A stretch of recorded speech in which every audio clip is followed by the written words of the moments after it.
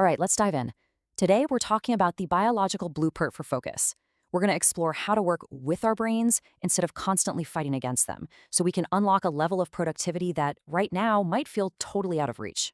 Does this sound familiar? You get to the end of the day, you've been bouncing between meetings, firing off emails, putting out fires.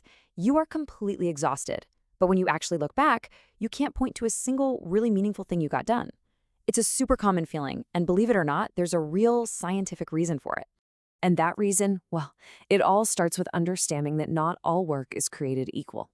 See, our brains operate in two very, very different modes. And the gap between them, well, it changes everything. This idea comes from Newport, and it's this concept of deep versus shallow work. Deep work, that's the magic. It's that distraction-free, high-value stuff that actually creates new things and makes you better at what you do. Now, shallow work, that's the other side. It's the logistical things, answering routine emails, scheduling stuff. It's necessary for sure, but it doesn't really tax your brain. The problem isn't that we do shallow work, it's that the balance is almost always completely wrong.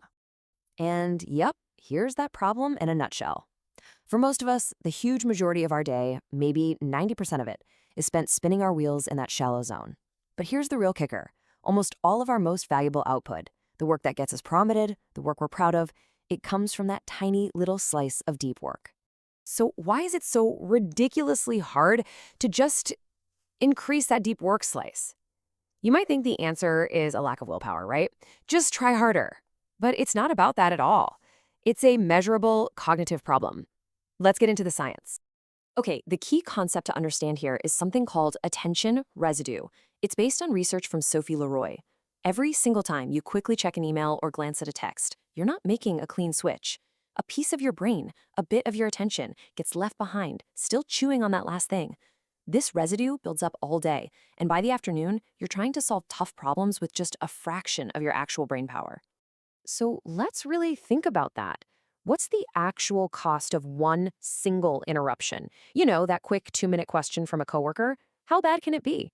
Well, the answer is kind of shocking. 23 minutes and 15 seconds. That's not a typo. According to research from Gloria Mark at UC Irvine, that's how long it takes, on average, to get back to the same level of deep focus you had before you were interrupted. Now do the math. If you're getting pinged every 10 minutes, you are literally never reaching a state of true deep work. Ever. Okay, so that's the bad news, that's the problem. But here's the good news. The solution is actually baked right into our biology. We just have to learn how to work with our brain's natural rhythm instead of against it. And that rhythm is driven by something called Ultradian rhythms. See, your brain isn't a marathon runner, it's a sprinter. It's designed to go all out for about 90 to 120 minutes, and then it needs a break. The secret to peak performance isn't to fight this, it's to learn how to ride these natural waves of focus. And the biggest, most powerful wave of focus for most people, it hits you right in the morning. Your executive function, that's your ability to plan, to focus, to solve complex problems. It's at its absolute peak in the first 4 hours after you wake up. Just think about that. Your sharpest, most effective brain power is on tap, ready to go, at the very start of your day. So how do we actually take advantage of this? We use a practical plan, the 4-hour deep work block. This is how you stop fighting your biology and start designing your day around it. And it's really just a simple 3-step process. First, you have to be absolutely ruthless about controlling your environment and eliminating distractions. Second, you pick one and only one high-value task that really deserves that peak focus. And third, you have to plan how you're going to recover afterwards because this level of intensity, it's gonna drain you. And when we say control your environment, we are not messing around. This research is just wild. It shows that just having your phone visible, even if it's turned off, it lowers your available brain power. Why? Because a part of your mind is actively working to not pick it up. So the lesson is simple: out of sight, out of mind, and off your cognitive load. Now, picking the right task is just as critical. You do not want to waste your peak morning brain power on shallow stuff. Save those first 4 hours for the heavy lifting, the work that's actually going to move the needle on your biggest goals. All the other stuff, the emails, the admin, it can wait for the afternoon when your energy naturally starts to dip. Look, this isn't just a short-term trick to get more done today. Making deep work a regular, consistent habit literally rewires your brain for the better, and the benefits compound over time. So here's what's actually happening in your head. Every time you focus intensely on a skill, you are physically building a substance called myelin around the relevant circuits in your brain.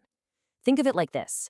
It's like upgrading a slow, bumpy country road into a fiber optic superhighway.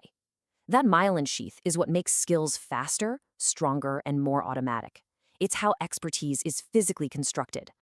And the difference this myelination makes isn't just a little bit, it's massive. Studies of elite software developers found that the best ones aren't just 10 or 20% better than the average ones. No, they are 10 times more productive.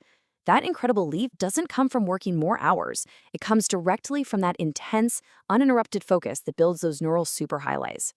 And this all brings us to the final, most important takeaway. It's time to stop trying to be more disciplined. Willpower is a muscle, and it gets tired. It's a finite resource. The real solution isn't more discipline, it's a better structure.